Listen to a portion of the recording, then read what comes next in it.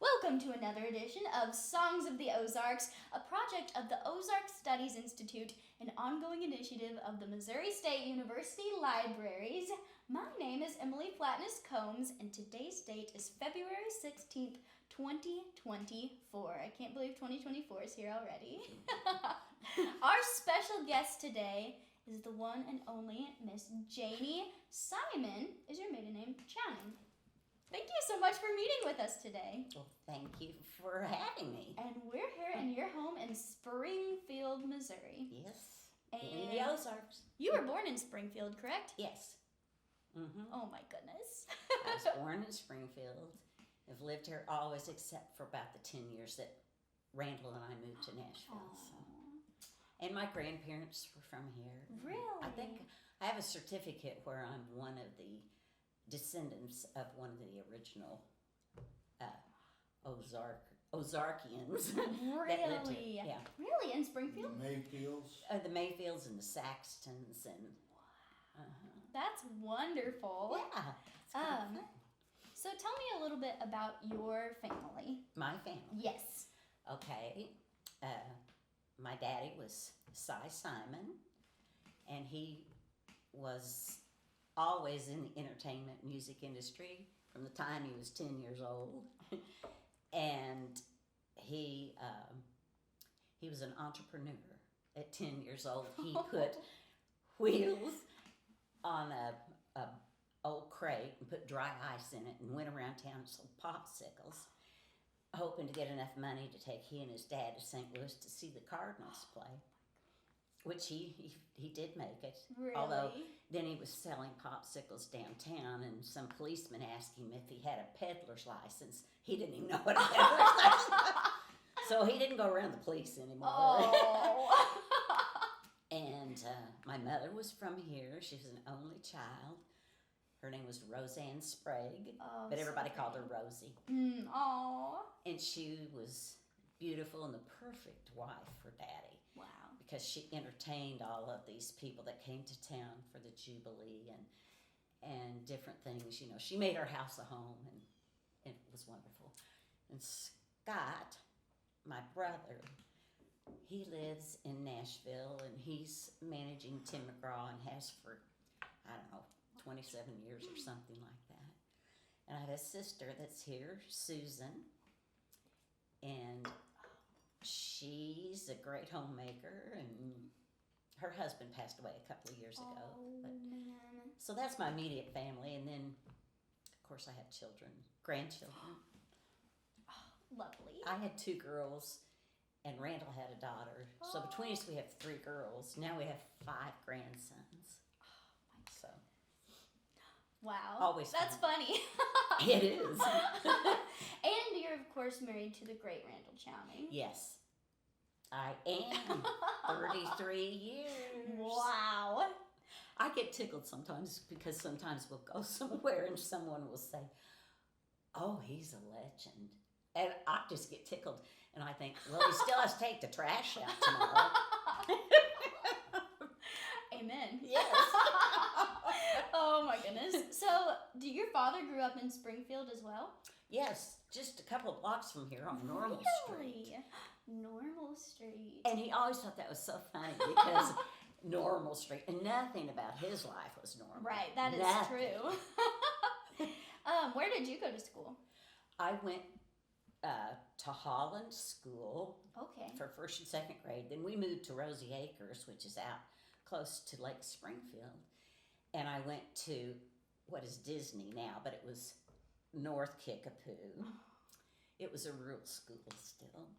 And then I went to what is now Cherokee.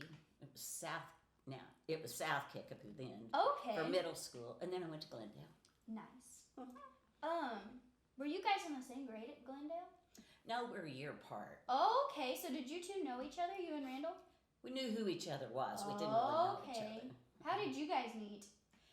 Well, after I'd been married and divorced and Mhm. all that, and he'd been married and divorced, and he was going back and forth to Nashville writing songs, and he happened to see a Springfield magazine that Daddy had they interviewed him for, and he said that I was writing songs. So Randy called me and said, "Are you writing songs?" And I said, "Well, yeah, a little bit." And he said, "Well, we should get together. Next time I'm in town, maybe we'll go to dinner and I'll give you some of my songs." And I said, "Okay." Well, I wanted some of the stuff to see what you were doing song-wise, because I wanted to take more songs from here in Nashville. Well, my songs were not good enough to go to the edge of town.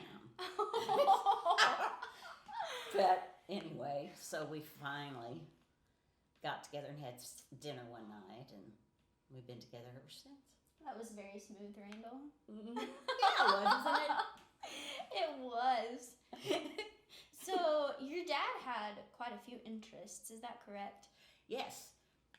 When he was little, he loved baseball, really loved baseball. And so he played on a team that played at White City Ballpark, which is now where Assemblies of God is. Really? And then the Springfield Cardinals had a team here, and so Daddy would go there, you know, and watch them and whatever. And he became acquainted with some people from the St. Louis Cardinals, and eventually that led to him being a chauffeur for Charlie Barrett, who was a talent scout for the St. Louis Cardinals. So Daddy'd leave school early in the spring and drive Charlie Barrett all over the country trying to find ball players. Oh my goodness. His best friend Jimmy Shirk was really mad because Daddy got to leave school early and Jimmy didn't. So he loved baseball, and he also got some kind of big refrigerator box or something. Oh, okay. Now this was during the Depression, so times were hard. Yes. But he put it in his backyard, and he borrowed somebody's projector, and he had movie night, and he'd project the movies onto the side of, he said, the barn. I think it was more of a garage. And so he'd charge kids to come, you know, like a nickel or something. And then, but if you couldn't pay, you could bring a canned good. Oh, And he my said, "Tell all your goodness. friends, you know." So he was an entrepreneur. I'm telling How you. old was he whenever he did that? Oh, that was probably 10. 10 or- Oh, my word. 10 and 12, I'd say. Oh, my Yeah. I mean, it was always doing something. When he did the popsicle thing, Yeah. now, this is funny. He went into Katie Biccio Okay. radio station, and Ralph Foster owned it, you know, and ran it. And so Daddy went into him and gave him his spiel about the popsicles, you know. And Uncle Ralph said, "Yeah, I'll buy one for everybody." Well, Daddy thought he meant everybody in the building, not just the people that worked there. Right. So Daddy went around and got a popsicle for every person he could find. And he went back and he said, "Well, this is what you owe me." And Uncle Ralph said, "Now, wait a minute. That wasn't the deal." And Daddy said, "Well, that's not the way I understood it." And so he paid him. And he said, "You want to work for me?" And Daddy said, No, I got my own business, and business is good." Oh, my But later, goodness. Daddy did work with him, you know, Oh. for years. Yeah, tell me a little bit about Ralph Foster. He was wonderful. He was my brother's godfather. So my Wow. brother's middle name is Foster, Scott Oh. Foster Simon. And he was like a mentor, father figure almost with Daddy, because Daddy was so young when he started doing all this. Yeah. And so they had big ideas, and Uncle Ralph was really into the big ideas, and so was Daddy. It was like they had the radio programs, and Daddy booked all the talent for the radio programs. And then he went to Hollywood and produced syndicated radio shows like Tennessee Ernie Ford, George Morgan, Smiley Burnett, those kinds of shows. Produced them, and they syndicated them, so they were all over those radio shows. And then they decided they wanted to get into TV.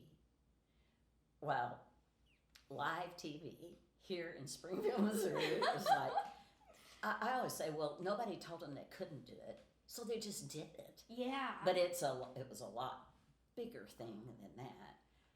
Daddy had to go to New York and talked the bigwigs at ABC into, well, I think Uncle Ralph went with him then, and maybe Les Kennan, talked them into letting them do this show from the Ozarks. And it was the only nationally televised country music variety show at the time. Wow. And they were second only to New York and LA. And it was a big deal. Crazy to think about that. Yeah. And I'll still, in my shows sometimes, ask people, has anybody ever seen the Ozarks Jubilee? And so many hands pop up still today. Oh, it was a big deal. A big deal. And they were sold out at one time a year in advance. You had to wait a year to get a ticket. That is crazy. And big stars came. Daddy brought Chet Atkins, and of course, well, when they decided they wanted Red Foley to be the star, Daddy had gone to college in Berea, Kentucky, which is where Red was from. Okay. And he'd met his family, and so Daddy met Red in Nashville. He was the perfect person to go try to lure Red away from Nashville and come to Springfield and be the star of the show. So Daddy went to Nashville and met him. At the time, Daddy had a broken leg because he had slid into second base or something, broke his leg. And Red had all his teeth pulled. Oh, so my. Mother drove Daddy down there and they met and stayed 2 or 3 days. And he talked him into coming to Springfield and being the star of the Ozark Jubilee. And at the time, so Red came up here. Well, he didn't have a house, and his family wasn't here yet, so he stayed at our house. And it was wonderful. Yeah. I mean, he was so sweet and kind and loving. And I mean, I remember him coming back from one of the trips he and Daddy took, and he brought me a little charm bracelet. And Oh, my goodness. he loved children. Just loved children. Do you still have the charm bracelet? No, I wish I did. No. Yeah. Mother said, well, he slept on the pull-out couch for a while because we didn't have an extra Wow. bed. And Mother said we walked in one day and he was asleep. And I went over there and kissed him on the cheek, and he woke up and started crying because he thought it was so sweet. He loved children. Oh, my goodness. You can tell in the shows, too. Yeah. He just loved bringing those little kids on. Oh, he did. And his songs of inspiration to me still get me. Yeah. And I love the way he said, "Good night, Mama and Papa," you know, at the end of the show. And Yeah. He was wonderful. he was wonderful. When did your father first start getting interested in music? Well, when he was in high school, he was working some for Walter Hickman, who owned Half a Hill Club Okay. down in Galloway. And so Daddy was booking some pretty big shows for Mr. Hickman. And Mr. Hickman passed away, and Daddy had a big show booked, and he didn't want to tell the promoters that Mr. Hickman had died. Yeah. So he just did the show, and it was a big success. So then he started booking everything at the Shrine Mosque, everything around here. He'd book all-night parties at Half a Hill, and he booked Tommy Dorsey and Glenn Miller and all those big bands at the Shrine Mosque. This is a funny story. He had a guy named Jack Leonard booked, Okay. and the opening act for Jack Leonard was Frank Sinatra, who was an unknown. What? Nobody knew him. So Jack Leonard got sick and couldn't perform, so Daddy just put Frank Sinatra on as the real act. And some people wanted their money back, said they weren't going to pay that kind of money to see an unknown. I bet they regretted that later. Yes, I'm sure. So he was doing all this, a lot of it in high school. Wow. Where did he go to school? Well, Central, but it was called Oh, Senior okay. High. Oh, okay. And then he went into the Navy, and he went to several colleges. Okay. What did he study in college? I guess just business. Yeah. He But he was He already- went to Drury. Yeah. Oh, really? Mm-hmm. Right I here in think that's Springfield. the last place he was at. Well, he was in the Navy, and the Navy, when you were in the Navy and in the service at that time, they would pay for you to go to school. So he went to Duke and Berea, and he graduated from Drury. Wow. But before he went into the Navy, he had the wrestling franchise at the Shrine Mosque, which is really funny. And he'd bring these wrestlers in, and they were supposed to be enemies, mortal enemies, but they weren't. They were friends. Aww. And so they'd come to Springfield in a car, and Daddy'd meet him outside of edge of town, and then they'd get in two separate cars, so nobody would see him being Nobody friends. would you know. So he booked the wrestling matches, and he had the concessions, which he always loved concessions, peanuts and popcorn, all the stuff he liked. Mm-hmm. So he did that, and he did real well with it until the night they bombed Pearl Harbor. He had a Japanese wrestler booked for that night. Oh my Obviously, goodness. that didn't happen. That's crazy. Uh-huh. Did you have ancestors that played musical instruments or sang? My mother's daddy played the piano for the silent movies downtown. No. Yeah. And sometimes he would play somewhere, and he'd put my mother, who was just really little at the time, he'd stand her up on the piano bench, and she'd sing "There Is a Shanty in Old Shanty Town" while he played the piano. Oh my Isn't that cute? goodness. Where would that have happened? Oh, downtown, probably on Commercial Street, I would Okay. imagine. But I Wow. don't really know. That's crazy to think about. So, and my mother played the piano beautifully. Really? She played a lot of ragtime, classical. Oh, I love She that. did that kind of stuff. Daddy, he could not sing. In fact, one Sunday we were in church, and my girls afterwards said, they shouldn't let Si sing in church. Oh. Oh. He poor couldn't sing, but he was very musical. I mean, he could hear Yes. a hit song, or he could hear a great idea for a song and direct songwriters. You need to rewrite this from a girl's perspective, or you need to make this more positive, or he had certain things that he'd help them with. That's really strange how that works. Yes. Yeah. He was really good with it. Now, when he and Porter Wagner were going back and forth to Nashville a lot, they wrote some songs in the car together, but Daddy said, he realized he was just not a songwriter. Porter was not a songwriter. No, Daddy. Oh, Daddy was. was not a songwriter. You. Did you all know Johnny Mullins? Yeah. The songwriter? Oh, yeah. Melinda's dad. Yes. Uh-huh. Oh, So Daddy, yes. that I think was Daddy's first BMI Awards for Companies Coming. As a publisher. Mm-hmm, as a publisher. So your dad published for Johnny? Yeah, That's a long time. really. Yeah. He had so many good songs. Oh, yes. So And many. Melinda's done such a great job of going out and keeping his songs She out. really has. Yeah. Well, that's a lovely little connection. Yes. Yes. Did your dad have any musical experiences while he was in the military?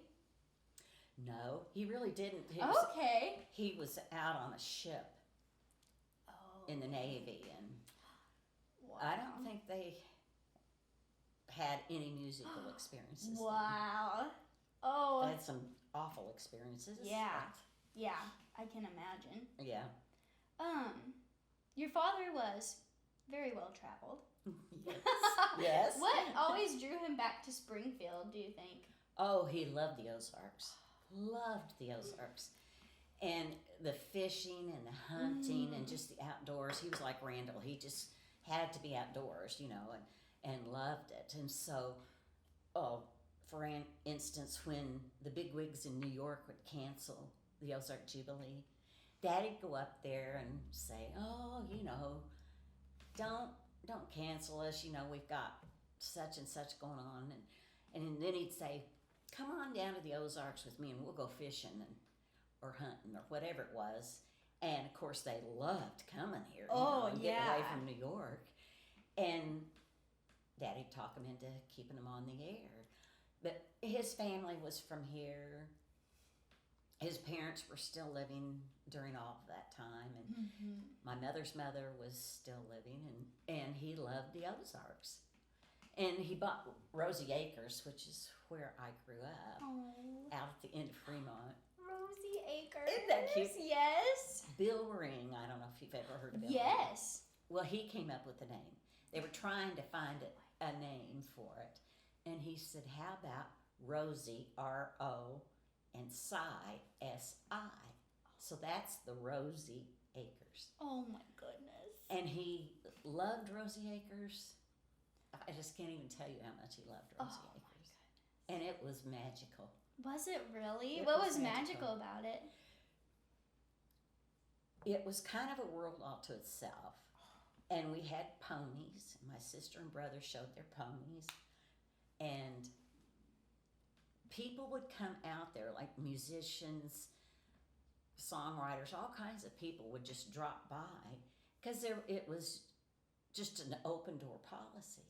And they'd come by and they'd visit, and we'd have big dinners or picnics out in the yard, and then our family would get together every Sunday after church and have family dinners. And then when Daddy was doing the Jubilee, a lot of those stars that he was booking for the Jubilee would come out to Rosie Acres, and Mother'd fix supper for everybody, and they'd sit around with Daddy and tell jokes and carry on. And sometimes Mother'd play the piano for them, and it was just and it was a perfect place for kids. Yeah.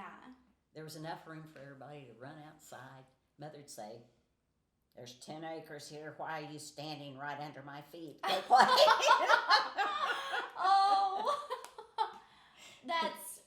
Oh my goodness.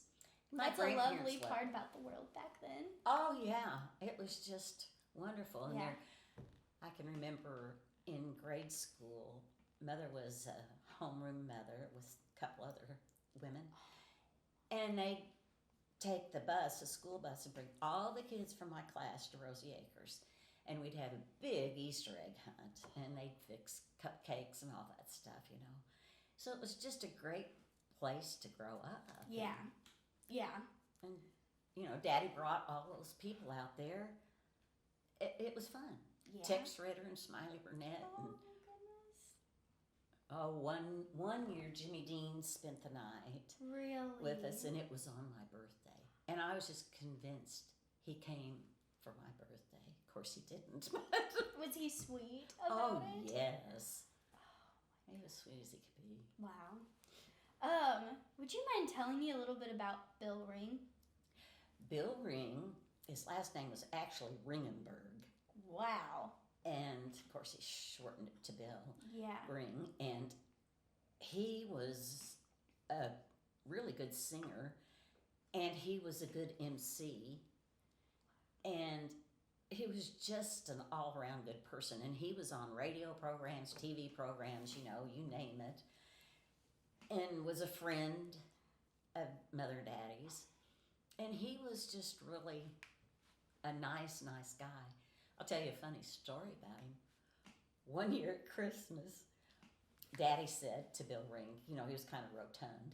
He said, "Would you come over, wear a Santa Claus suit, and come over for Susan?" I hadn't been born yet. And Bill said, "Sure."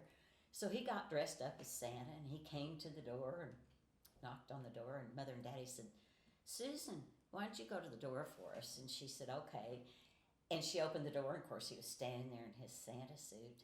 And she turned around and said, "Daddy, Bill Ring's here to see you." Oh, Didn't my fool her a gosh. bit. Oh, that's so precious. It is cute.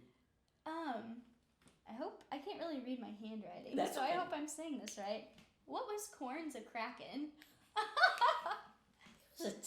a radio show, Okay. and it was they had a lot of funny hillbilly humor Okay. on there, and they had good singers. They had music. They had jokes. They had, it was like the name says, corn's a crackin'. Yeah. I mean, it's kind of a It joke was in a troupe. itself, but yeah, There was a lot of like members. a vaudeville troupe almost. Yeah. there was Oh, And probably- some of and those people Ozarks had been vaudeville on troupe. vaudeville. Yeah, it was probably Really? 16 people involved anyway. When was that show on? Oh, On gosh. radio. Probably, Prior to the Jubilee. I'd It was a say hit in the show. 40s. Really? In the 1940s, because the Jubilee started in the 50s. Mm-hmm. So it was before that. I think the Weaver brothers and Elvira were on there. Really? And I can't remember who all, but Were the Weaver brothers and Elvira, were they kind of out of the music scene? When did they kind of get out of the entertainment scene? Do you I don't know for sure, but they probably, they traveled around. Yeah. I went to Uvalde a few years ago to see a relative, and they had a picture of the Weaver brothers and Elvira, and they had been to Uvalde Really? to do a show. So I know they traveled all around the South Wow. and did shows, but They- I'm not sure when they. They Actually. ended up eventually in movies.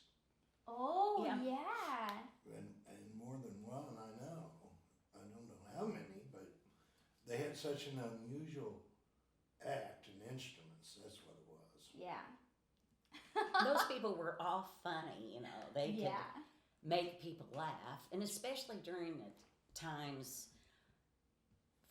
after the Depression and during the war and stuff. It was like that was so important to people to Yes. have an outlet to hear and do something fun instead of being Feel so serious. uplifted. Yeah. Yeah. How did the bigwigs from New York and all these big cities, what did they think of the hillbilly variety show type of Well, image? their wives hated it. Really? Their wives would tell those guys, get that hokey stuff off the TV. Well, the problem with that was it was a successful television show. Yes. I mean, you just can't say, okay, we're canceling the show and there's that money that's gone. They were making money, and the sponsorship was going up and going up. They had good sponsors. And so the men up there were pretty good with it, but their wives weren't. Oh my goodness. But then Daddy had a way of just charming people. And so when Yes. he'd go up there, they'd go out to dinner with them. And of course, then he'd have meetings with the men. And so, but the men that came down here from those places, when they got here and saw how beautiful the Ozarks is and Yes. how much we had to offer in the way of landscape, lakes, fishing, hunting, quail hunting. Daddy did a lot of quail hunting. And, it was like, oh man, I want to go back there. And Jim Yeah. Owens, that had the floating service on the White River, Uh-huh. they book float trips, and how could you not like How it? It could was you so not? gorgeous. Yeah. And I wonder if those people in New York had heard about Shepherd of the Hills country. Probably, after the book came out. Oh yeah, and I guess And the the John movie. Wayne movie, Yeah. yeah. And the movie. Which is funny. That movie was filmed in, I think, California. Yeah, exactly. Oh, Like, come on. yeah. It's kind of like the Ozarks movie. Yeah? The series. I haven't ever watched that.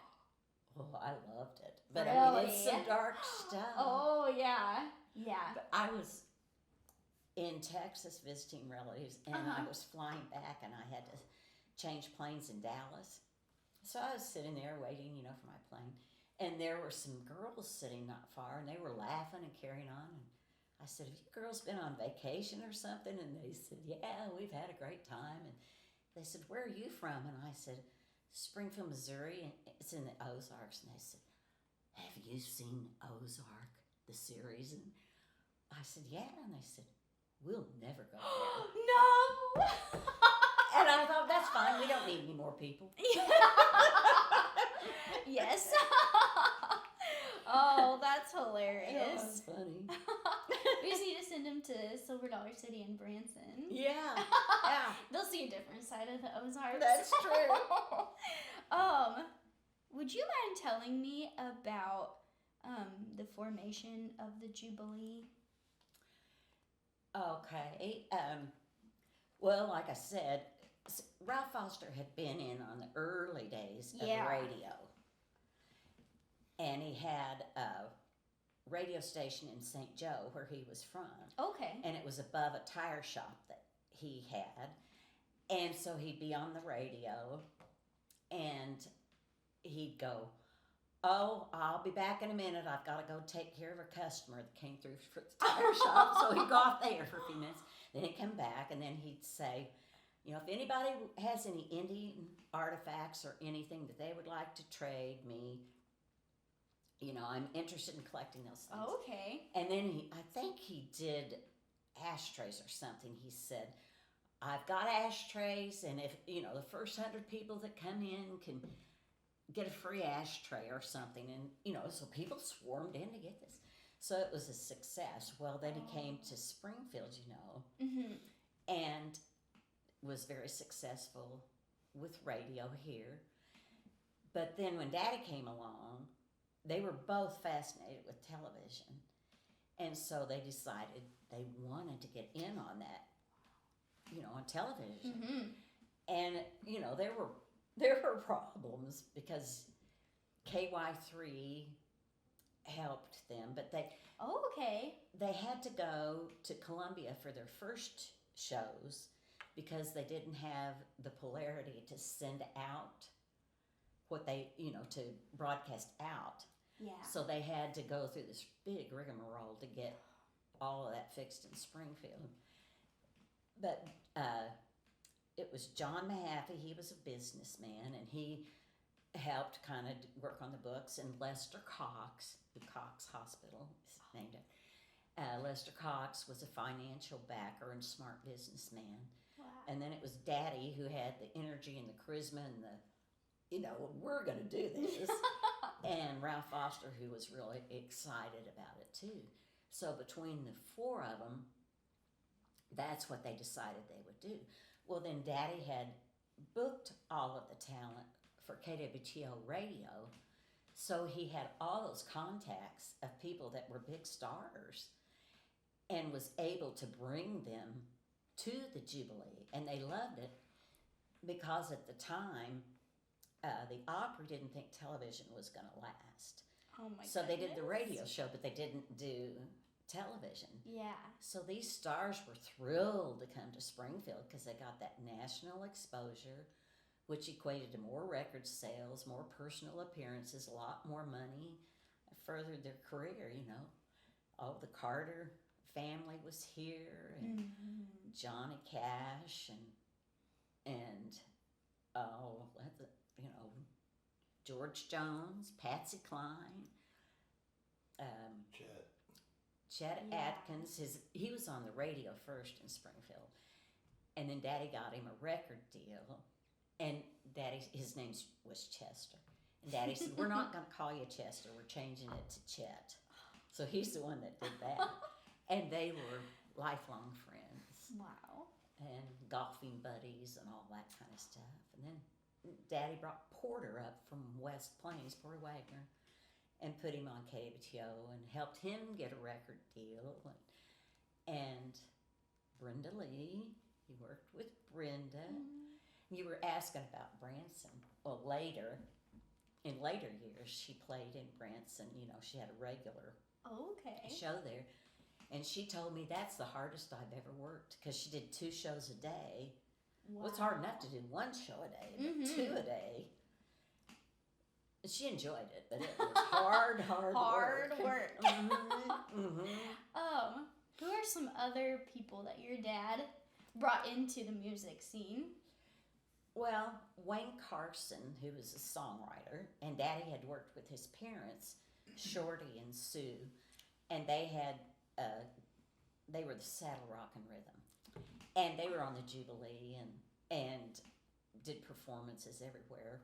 Well, Wayne was just a kid, Wow. and he started hanging out at our house. Well, they would come to our house, but Wayne was just little. But we've got a picture of Wayne that he gave to Daddy. It says, "To my manager, Si, love Wayne," and he was like 8 years old. Oh my goodness. So then he'd come to our house and stay, and he'd go down in the basement because it was cool in the summer and warm in the winter, and write songs, play his guitar and write songs. Wow.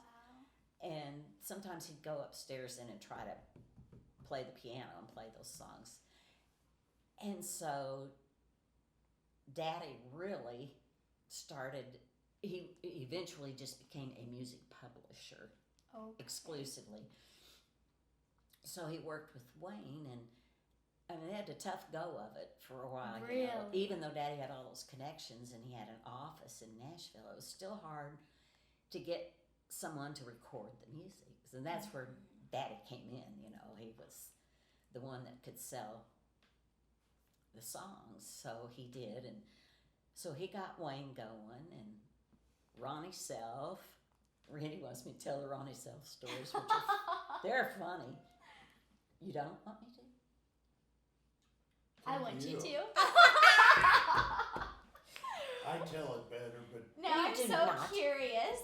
well, your dad told it best. But Well, Ronnie Self was a great songwriter. Okay. And he was from just north of town. They called it Tin Town. And that's where he lived. And so he was a real character and extremely talented. He wrote Brenda Lee's I'm Sorry and Sweet Nothings. And he's still being played in Europe. And he's been dead and gone for forever. Wow. But he was really, really talented. he was an artist. He was a rock and Yeah. roller Yeah, rockabilly. in the 50s. Mm-hmm. So Daddy was working with Ronnie, and he got Brenda Lee, you know, to record I'm Sorry and all this. So Ronnie came, Daddy called Ronnie and said, "Ronnie, got your first big royalty check for I'm Sorry. Come on into the office." So Ronnie went up there. This was on a Friday afternoon, and it was like 11 grand. It was a lot of money. Oh my word. Yeah. And Daddy said, "Now, Ronnie, let me set you up on a draw. You can get $250 a week, which would be good money for you, until you get another hit. You know, that's the smart thing to do." Ronnie said, "No." He said, "That's my money, Si. I want that money." And Daddy finally said, "Well, okay." And so he gave him the money.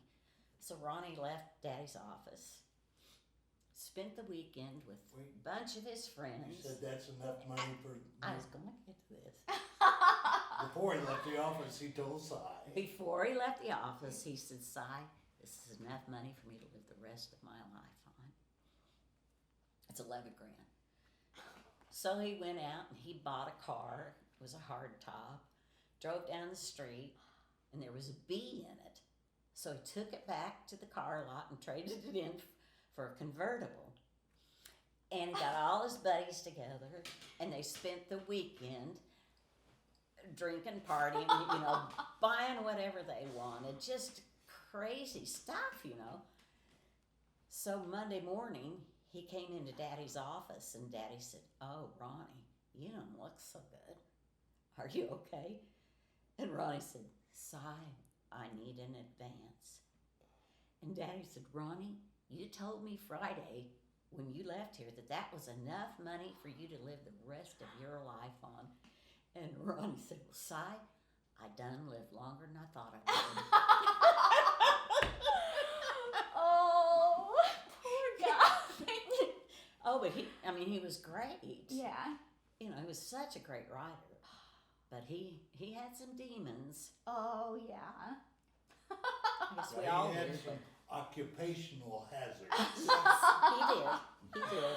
Oh, he learned the value of money that weekend. I guess he did. I don't know. Oh, my goodness. But a lot of those people would come to our house, you know, and that was a lot of fun. I can remember people coming and dropping by, and sometimes, and this is one I remember in particular, somebody came by, and I don't know who it was, but they said, "Si, I know I owe you some money. I can't pay you, but here's this fiddle with a horn on top. And so I want you to have it. So it sat on our piano for years. Now it's in the Si Siman music room at the College of the Ozarks. So people would come by and do that, you know. Oh but my goodness. Daddy had an open door policy at his office, and he had a subscription to Billboard magazine, which was really expensive back then, and Wow. most musicians around here and songwriters couldn't afford to get that. Wow. So they'd come hang out at Daddy's office and read the Billboard magazine and see who was recording what, and they'd look at the song plugger and try to figure out, you know, so-and-so's looking for a ballad, someone wants an up-tempo, and then so they'd try to write for that or whatever. Oh my goodness. Yeah. That's so sweet of Yeah. him. Oh, So, what were you kids' relationship with all these famous people who would come in? well, I loved it. Yeah. And I think Susan liked it pretty well. Okay. Scott was really little Mm-hmm. when that was going on, and I think it was Bobby Fenton that came to the Jubilee, and Susan and I just thought he was the ultimate, you know, and we were little too. And so Daddy took us, you know, to meet him, and Scott was with us, and so he gave us an autograph, and he turned around to Scott and he said, "Would you like my autograph?" And Scott said, "What's an autograph?" And he said, "Well, I take a piece of paper and I write my name on it and I give it to you." And Scott said, "Well, I can write my name on a piece of paper and give it to you." That is so cute. Isn't that cute? So I think he was too little during those years To understand. Yeah. Yeah. Yeah. Now, when he got older, you know, Daddy kind of groomed him Yeah. for the music industry. Mhm. And Scott booked some shows at the Shrine Mosque in high Really? school, and kind of cut his teeth on he booked Jerry Lee Lewis one time, that's a funny story. He booked him, and he had to rent a piano, and it had to be, you know, a certain piano, a really good piano. Mm-hmm. And so the night of the show, Scott was there, of course, and Jerry Lee got crazy, you know, like he did on the piano, and started kicking it and jumping up on top of it and all that stuff that he did. Yeah. And Scott said he was going, "Oh no, I'll have to pay for this piano. I'm the one that got rid of it." Thankfully, it wasn't damaged. Oh, yeah. Maybe they would have loved it to be damaged by Jerry Lee Lewis. Maybe be a selling point. Yes. And you got to hang around the Jubilee a lot. Is that correct? Yeah, quite a bit. I love to sit back with the promenaders, the square dancers. Yes. And they were really sweet to me, and I'd sit back there and visit with them and play, you know. And Bill Ring's wife was running this souvenir shop. Okay.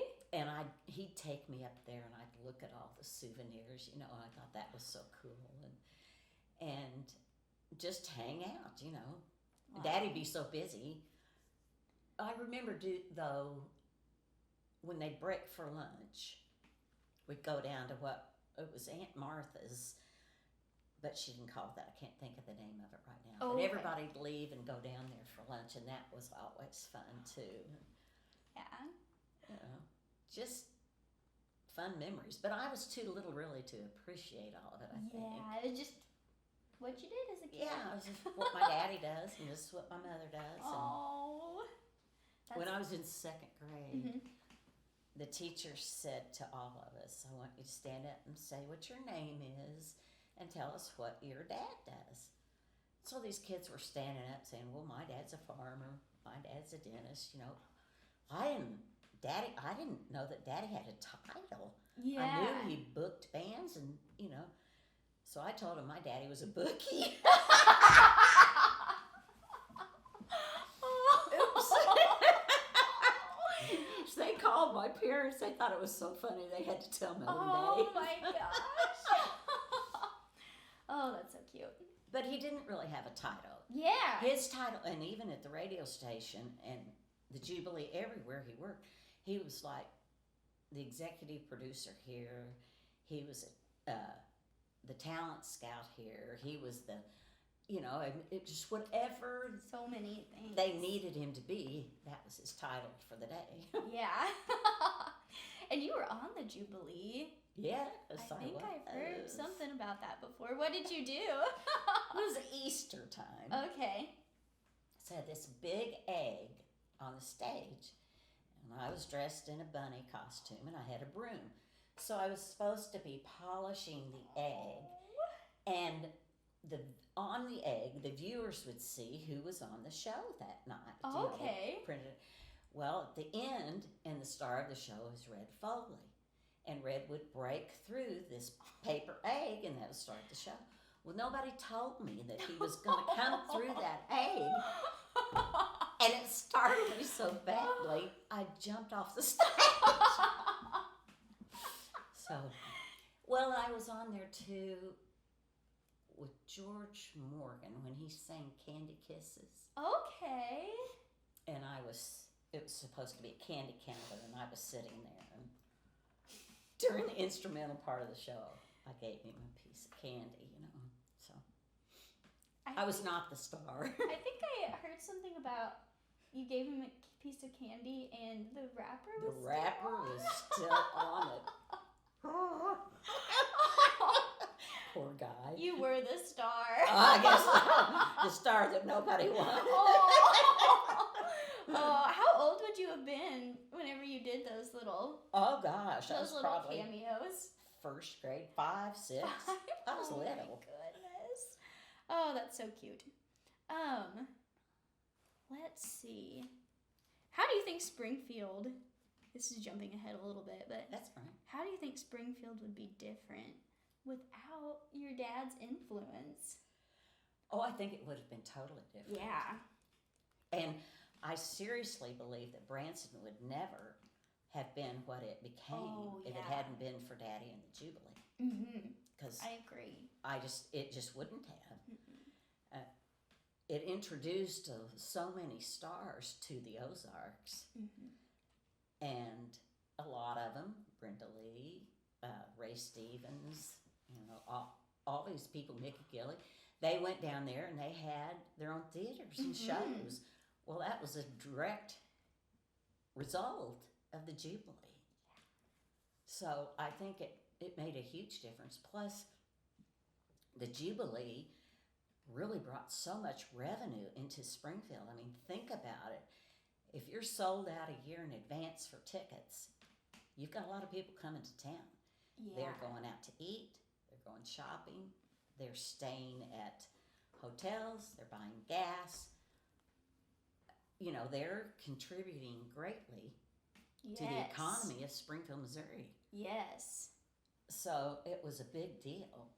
The city wasn't very cooperative. Really? Yeah, isn't that weird? That's really weird. I thought so too, but they complained that they had to have more police on duty and the traffic and blah, blah, blah. And I think, my gosh, it's crazy. That is crazy. Isn't that nuts? And then after the fact, years later, and I remember this really well, Daddy said, I'm going down for a meeting downtown with some people from the city. You want to go? And I said, yeah. I think Scott was in town, so he went too. Okay. And they wanted to do another Ozark Jubilee. That was their whole, what they wanted the meeting for. And Daddy was really nice about it, and he said, I don't think you can recreate it. Mm-hmm. I mean, it was what it was. At the time. Right, but to recreate it 40 years later, or however long it had been, most of the people were dead and gone or couldn't perform anymore. Television had changed dramatically. It just was a whole new ball game. Yeah. And so he just didn't think that would really work. And of course, Branson had started by then too. Yeah. So it was just kind of, but I think so long after the fact, they finally realized we should have cooperated more and pushed this, and Well, let me say something. Okay. I'm sorry, but no, no, it's really important though. I think because the Jubilee. Here, let me turn to you, Randall. Oh well, you don't have to do that, but no. One of the things that the Jubilee did, if you watch those old videos, is they would turn the camera on the audience maybe 4 or 5 times a show. Wow. And so the audience started bringing placards, little posters, or they would take pillows and shoe polish and go like Salina, Kansas, or Denver, and so people started coming in from further and further away. Yeah. So when the show went off the air, they already had an audience that was used to coming to the area to watch live music. So right after that is when Branson started filling that niche because people were already coming. So it's very important. Yeah. Those are tied together. A lot of people don't know that. Yeah, I don't think about that. No, that's okay. Well, I think that's really true. important. That's true. It is important. Yeah. Here, let me turn that. There we go. Yeah, that is crazy to think about. What did your dad think of Branson? Well, he loved the old Branson, where he'd go down and go fishing, and hunt down there and meet his buddies. John Morris, Big John, Johnny Morris's dad. Really? We lived next door to them. Wasn't like next door like in town, but Big John loved to fish just like Daddy did, and so they go down there and fish, and Ralph Foster loved to fish, and they loved Jim Owens. Yeah. So they loved to go down there and float and fish, and he loved Branson. And it was kind of a shock, I think, to all of us when Branson changed so dramatically. Mm-hmm. And, I mean, not all of it was good. Certainly not all of it was bad. Yeah, But it was just so different, but Daddy liked that they were having country music stars come down there and do shows. Yes. Mel Tillis. Yes. Mel Tillis sang at Daddy's funeral. Really? I called him and said, Daddy had passed away. Would you come and sing at his service? And he said, I would be honored to do that. And he came up and sang. Porter came to the funeral. Really? Yeah. It was really sweet. What year did your dad pass? 1994. 1994. Yeah. So just after you guys got married. We have been married about 3 years when Daddy passed away. It was awful. Yeah, I can't imagine. Do you remember people coming from really far? Like, what's the farthest you remember people coming to watch the Jubilee? To watch the Jubilee? Yeah. Oh, gosh, there are some people that came from different countries, Really? that were traveling, and it's like, I want to go to the Jubilee. Yeah. Like you researching what you want to do while you're in the United States. Well, I want to go see the Jubilee. And, of course, there were people from California, Florida, Texas, all the states, people came. And, of course, the locals. Yeah. A lot of local people, and from this area. Yeah. It was a big deal to go to the Jubilee, and they got dressed up. People got dressed up, and and this is funny because MSU has got some of the kinescopes, and they've been dealing with that and posting them on YouTube. And so I was watching one of them, and the camera focused in on this person, just that one person in the audience at the Jubilee, and it was my grandmother. Really? And I said, that's grandmother. And I'm sure Daddy said, pan in on my mother. And so I thought that was so cute. That's so cute. Yeah. And she was all dressed up. Everybody was when they went. Oh, Suits and ties. Oh, yeah, suits and ties. And The women's audience had wore hats suits and and ties. hats and corsages. And oh, I mean, it was a big goodness. deal. It was a big deal. Yeah. I wonder if the reason the city wanted to start the Jubilee again is because they saw the success of like Hee Haw. It was actually, when they did that, it was past the Hee Haw era. Okay. But I'm sure, they were trying to think of ways to make more revenue for Springfield and to draw people in. Bass Pro had started up by then. Mm-hmm. And they thought, well, we'll recreate the Jubilee. Yeah. But you just can't recreate that. No. Yeah. You can do a show. Yeah. And call it the Jubilee. You can, but it's not the Ozark Jubilee. Why did they change the name to Jubilee USA? Well, when the original Ozark Jubilee went off the air, then they had the 5-Star Jubilee. Oh, okay. And that was, the 5 stars were Snooky Lanson, Tex Ritter, Rex Allen, George Morgan, and Jimmy Wakely, I think. Those were the 5 stars. And they would rotate. Like this week, Tex Ritter would be the star of the show. Okay. Next week it'd be Rex Allen. So they took turns doing that. And so when those things, if that didn't work for a while, or they changed, or the stars could no longer participate on a regular basis, then they did things. They had a Junior Jubilee, and then Jubilee USA, different sponsors, different artists, some of the same, but I love seeing the commercials on. aren't they great? Yes. Carter's Little Liverpools, Yes. I love that. Dickies Jeans was a sponsor, and they were so nice. Scott, my brother, was like their trial child. So they'd send him Dickies Jeans and just to see how long it'd take him to wear the knees out. Really? So, yeah. Did it take him a long time? Well, they lasted pretty well because he was hard on things. Oh, good. He was hard on jeans. And Oh. Massey Ferguson was a big sponsor. I thought that was cool. Yeah, that is really neat. I forgot to ask, whenever you were talking about church, what church did you grow up in? St. Paul Methodist Church. Really? It's on the corner of Walnut and Jefferson. Oh, yeah, okay. That's where we got married. Really? Mm-hmm. Oh, my goodness. And my grandparents, Daddy's parents, went to that church. And Daddy grew up in that church. Wow. And I grew up in that church. And my girls grew up in that church. Daddy's funeral was there. I mean, it's just, it was wonderful. Yeah. My grandfather was a greeter every Sunday morning. He'd stood at the doorway and greeted people as they came into church. Wow. And he died on a Sunday, my grandfather. At the same time, he would have been greeting everybody. I always thought that was significant. Wow. Yeah, definitely. Yeah. It was a beautiful church. It's still a beautiful church. Yeah.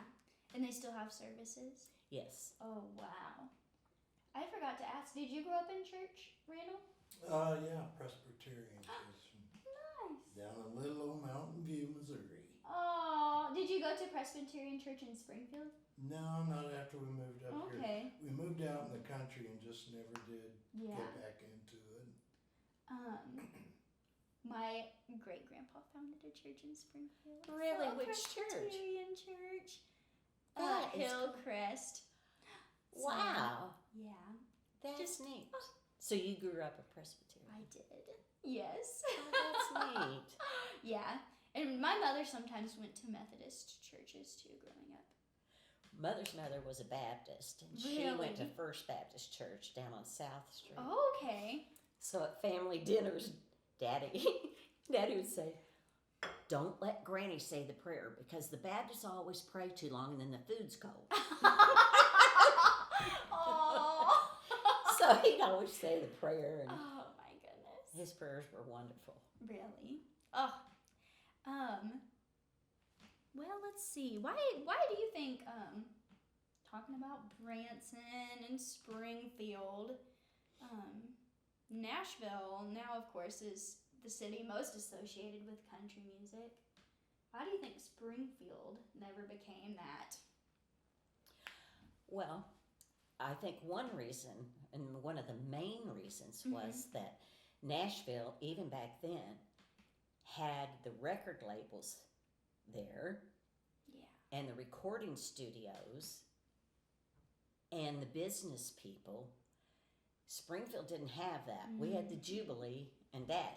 Yeah. And There wasn't a studio except at the radio station. Oh, okay. at KWTO there was. So I think, that they couldn't compete in that area because we just didn't have that. Yeah.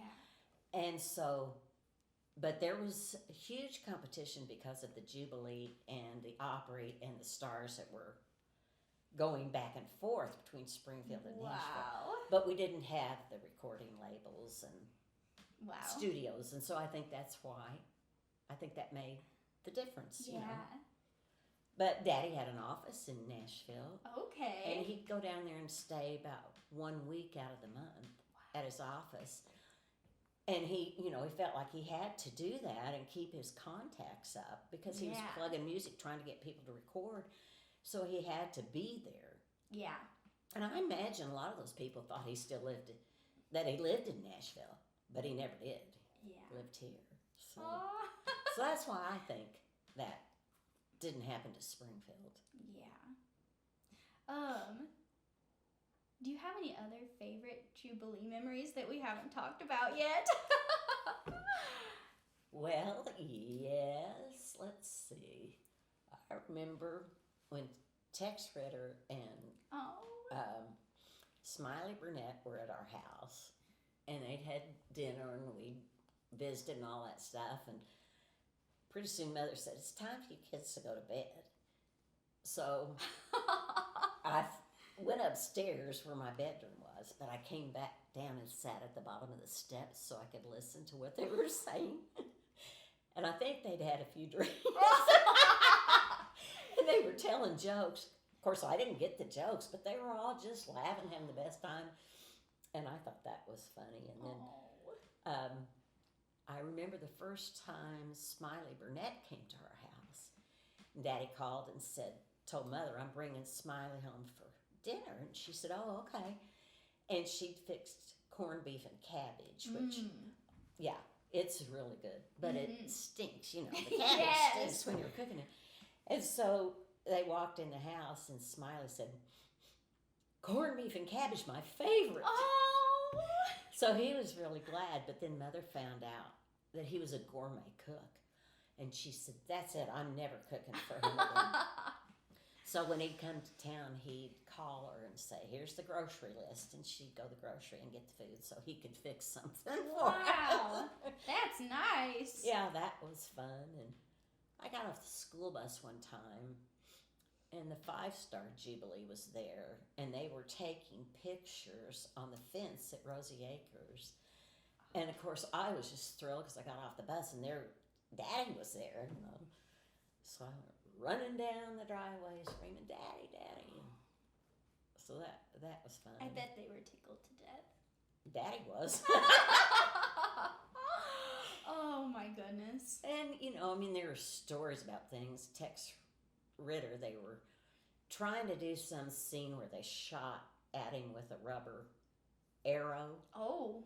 And they missed and shot him in the forehead. Oh. And of course, it's live TV, and he said something like, "What in the hell are you trying to do? Kill me?" Oh. You can't edit that out. It's there. Yeah, it's live. Do you remember if any people got mad? No. Mm-mm. It's like, the show goes on. We gotta keep going. The show goes on. It does. Mm-hmm. Oh my goodness. After the Jubilee ended, what was your father's career like after that? Well, he said at the time, I've got to reinvent myself. What am I going to do? And he thought about it long and hard. Well, he always loved the song. And of course, he published Johnny Mullen's stuff, and and he thought, I'm going to become a music publisher. And he was on a train, I believe, going to LA for something, and talk about fate, he sat next to a couple of guys who were big publishers, and they started talking, And they said, you should start a publishing company in Springfield.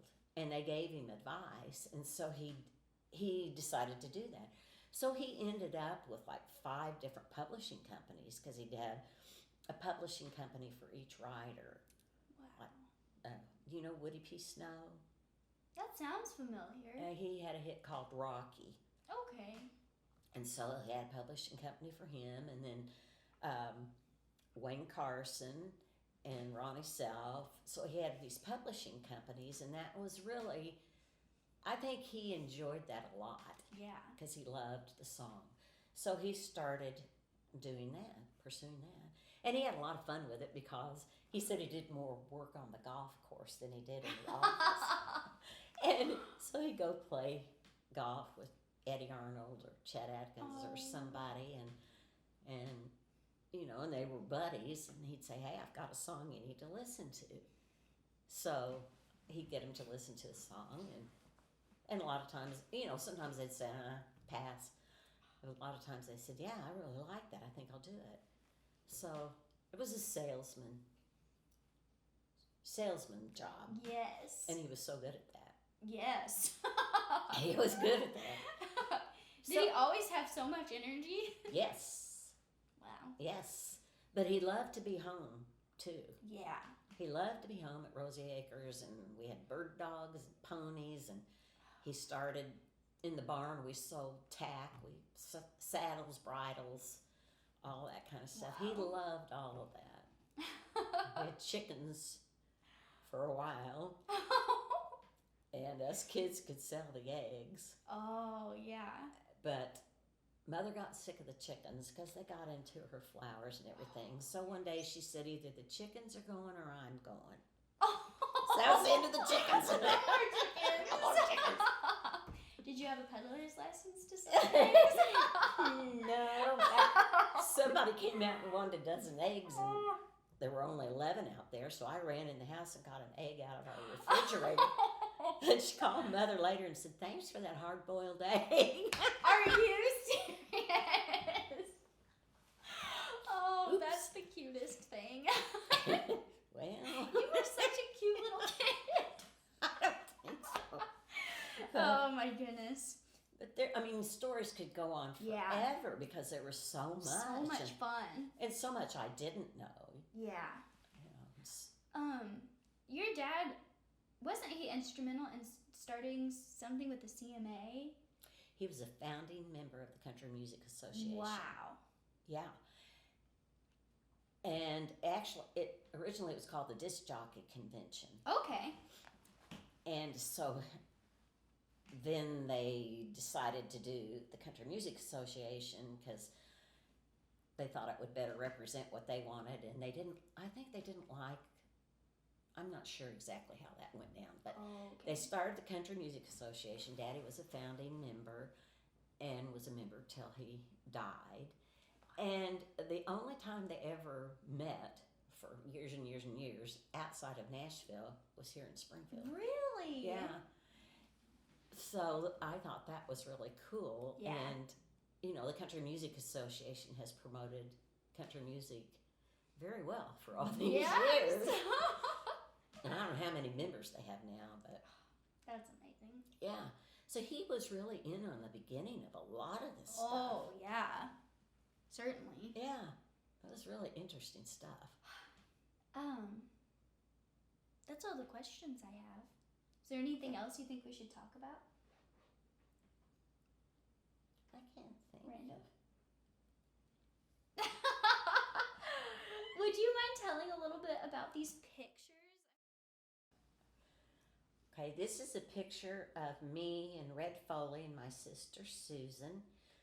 And I had a loose tooth, and Daddy wanted to pull it, and I was scared. So Red put me on his lap, and Susan was next to us, and he was trying to show me in his mouth, you know, it's like, it's no big deal, you just pull the tooth, you know. And they finally talked me into pulling it, but that's what that picture is. And that was when he first came to Springfield to be on the Jubilee. And that's you on Red's lap? Mm. Oh my goodness. He just looks so sweet. I'm telling you, he was so sweet. This picture I love too, and it's kind of getting faded. I need to see if we can get somebody to do a remake on that. But that's my mother in red foley, and that was after dinner one night, and Mother was washing the dishes, and he was drying the dishes for her, and they were just talking, you know, just having a good time. What a sweetheart. Yeah. Oh, that's lovely. Yeah. Okay, well, this has been another edition of Songs of the Ozarks. Thank you so much, Mrs. Chowning. Thank you. And thank you guys for watching.